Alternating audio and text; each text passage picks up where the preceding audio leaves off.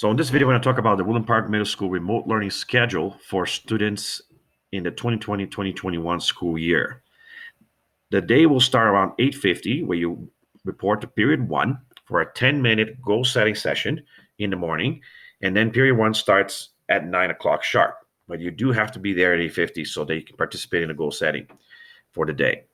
There's 5 core periods in the day, which are 40 minutes long, and a lunch somewhere in between.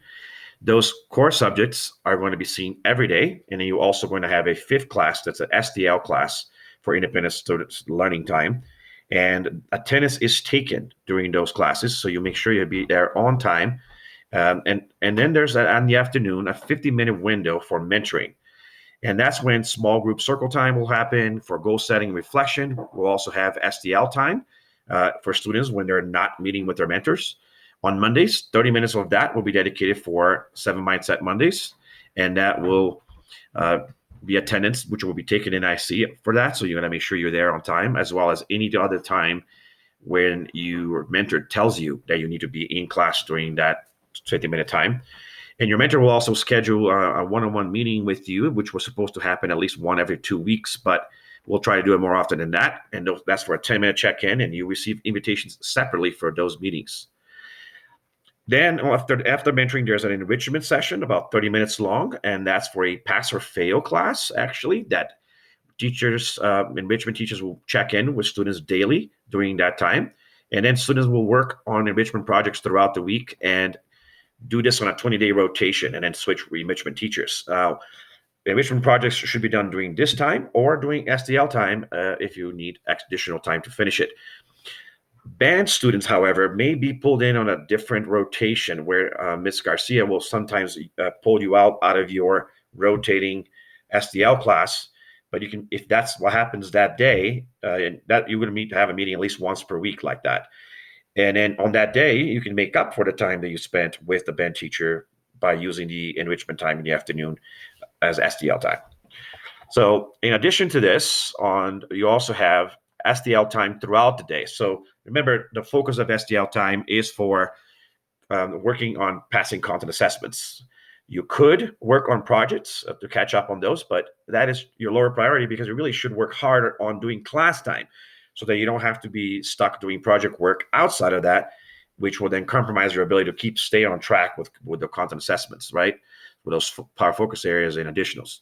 Now, you could also use SDL time to complete enrichment projects if the 30 minutes you have during the day aren't enough. But the priority needs to be passing content assessments. Now, there are several times throughout the day that I consider SDL time. First of all, there's a whole one class period a day, like we said, that's 40 minutes long. And when you have that, depends on your cohort. It depends on your schedule. And then everybody has mentoring time the same time in the afternoon. And if you're not meeting with your mentor or as a whole group, you can use that time as additional SDL time. And then in the afternoon, at the end of the day, there is also a block of 30 minutes where special SDL happens. And we'll talk about that in a second. But there's also 30 minutes of enrichment time in the afternoon. And if your meeting with your teacher is done and you're done working with your enrichment project, then you could also use that time for SDL time. So doing enrichment time, you are either meeting with your teacher, working on an enrichment project, or doing SDL time, right? So that last block of the day, the 30-minute block, is where workshops will take place on a daily basis, and you will be told what is happening when. Your mentor teachers will keep you informed of that. Your core teachers will do the same. And this is also when you can take content assessments throughout the day, and where you can meet with teachers one-on-one for office hours. So there's an SDL room that you can log into on the schedule, and all the students are there at the same time, and there's breakout rooms within it, and you can actually go to the appropriate room to do the appropriate thing you need, whether it's to take a test, or participate in a workshop, meet with the teacher, or just sit there and work on your individual work. All of these classes are attendance is taken. So you're expected to be in a meet like you are in school in the classroom. Now, do remember to take advantage of these independent learning time, right? In workshops and office hours. It's crucial for you to do well in remote learning so that you can stay connected and keep up with your work. And do note that screens will be monitored. There will be someone at school that will be monitoring students and making sure that they are logged in to the SDL meaning if that's what they're working on and that they are actually staying on track. Now, I actually want to show you how the schedule document looks like so that you can um, internalize this visually. So let's get closer over here a little bit. So at the top of the schedule document, you actually have the breakdown of how that day by day schedule looks like, which I've been talking about. So from 7:15 to 8:50, teachers are on planning time, and they are able usually to answer emails, but they'll be working on their plans, and so you may need to wait a bit to actually talk to a teacher. And there's usually no contact with the teacher. Teachers may make exceptions and meet with you if they can, but that's really their work time, their individual work time. Now, starting at 8:50, you actually have that goal setting with period one, and then that's when daily attendance, pledge of allegiance, things like that happens. And then period one will start at 9 and we'll go to 9:40, and then you have a little break, and then 9:45 to 10:25 you get period two, another 5-minute break from 10:30 to 11:10 you have period three, another 5-minute break, and then from 11:15 to 11:55 you have period four. Then everybody goes to lunch from 11:55 to 12:30, and then at 12:30 we return for period five, and that goes into 1:10. At 1:15, after a 5-minute break, we go to mentoring class. And remember, that is either mentoring or SDL. It depends on whether you're meeting as a group or if you have a meeting with a teacher. If not, you are working on SDL time, and you're supposed to log into the SDL class if that's the case. And then on Mondays, there's going to be a Mindset Monday for 30 minutes at the beginning of that window.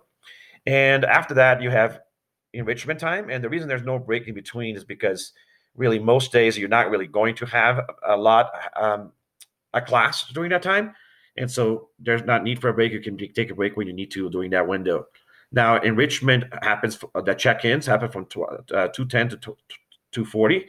And enrichment teachers may or may not have an actual 30-minute long session. It depends on what they have to check in with you guys about. And then the rest of the time is for you to work on your projects. And then from 2:45 to 3:15, you have that afternoon SDL where you actually meet with teachers, work on a workshop, office hours, SDL, or can take content assessments. The SDL independent time that you have when one of these blocks, teachers aren't available during that time because they are teaching a class for some of the cohorts. There is going to be a person in charge of the SDL room and of monitoring students during that time, but that person won't be available. It won't be one of your core teachers, right? So it's really truly independent learning time during that time. And the only time you can take assessments is either doing core time if the teacher allows you, or during this late afternoon SDL time. Now, the bottom of that screen has links to everything that you need to do to actually get to the meets, to get to the class. Now, these links only work if you're actually using a district account to log in.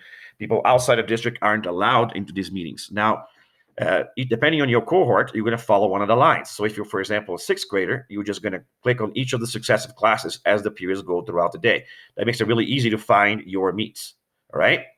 Do note, however, that if you are an advanced math student, there's going to be a switch on your math class that you actually do not take math on the period that it says math. So if you're an advanced sixth grader in math, you actually take math during period four, and you actually click on the seventh grade A math. And there's going to be a link here for that as well, so that you can actually click to get to that. If you are a seventh grade advanced math, you click on this link. So sixth grade advanced will click on this link. Seventh grade advanced would click on this link. And what's really happened with seventh grade advanced is that, again, you switched your SDL time and math time. So you were going to be in a 7B cohort if you're one of those students. And you, instead of SDL on period one, you will go to math. And then period five, where it says math, you would take your SDL. So it's just kind of how that works. And then eighth graders in advanced cohorts, they do not actually log into any of these. There will be a link in here to remote into Miss Chisholm classroom that's actually happening in person for IM1. So that happens during our period one. And the reason we put SDL right after is that if it goes a little longer than our period one, it's going to be okay because you just have an SDL right after. And the SDL monitor does know that those students might be slightly delayed to get to their period two SDL class. Now, Every time you actually need to go to SDL, you can either click on the SDL up here or click on this SDL room meet right there. So whether it's the beginning of the day, the middle of the day, doing mentoring, if you're doing SDL, instead of meeting with the mentor or a whole group, you are logged in there if you are working on independent learning so that attendance can be taken. Now, with doing mentoring, your teacher may require you to log in as a whole group to a mentoring room, either because of 7 Mindset Mondays or because they're doing a whole group check-in. And those mentor rooms are down here. So the five teachers that we have in our Catamount team, Miss Cleveland, the 6th grade mentor, and then you have Honeycutt and Spalding for 7th grade, and Lima and Garcia for 8th grade. So all you have to do is click on that to reach your mentor room. And on the first day of school, that's exactly what you did. You're gonna in the second day of school, you actually spent a whole day, those first 3 hours a day, it was a shorter day, on those rooms. Now, as far as enrichment rooms are concerned, if you notice here, there is a room for each of the enrichment teachers. So you have to check Infinite Campus to find out who is your enrichment teacher. And then once you know who that person is, during that 30-minute check-in time in the afternoon, you go down here and you click to find a meeting. So basically, up here, you see how the day breaks down. And then down here, you actually have the links to the meetings. So again, if I'm one of my students trying to get to my mentoring class, I just click on that, and then the meeting will open up. And then do make sure that before you join a meeting that you actually mute your microphone before entering, but make sure your camera is on because that's a requirement for attendance, and then go ahead and join. So that's the protocol that you would follow to make sure you're in class when you're supposed to be. See you next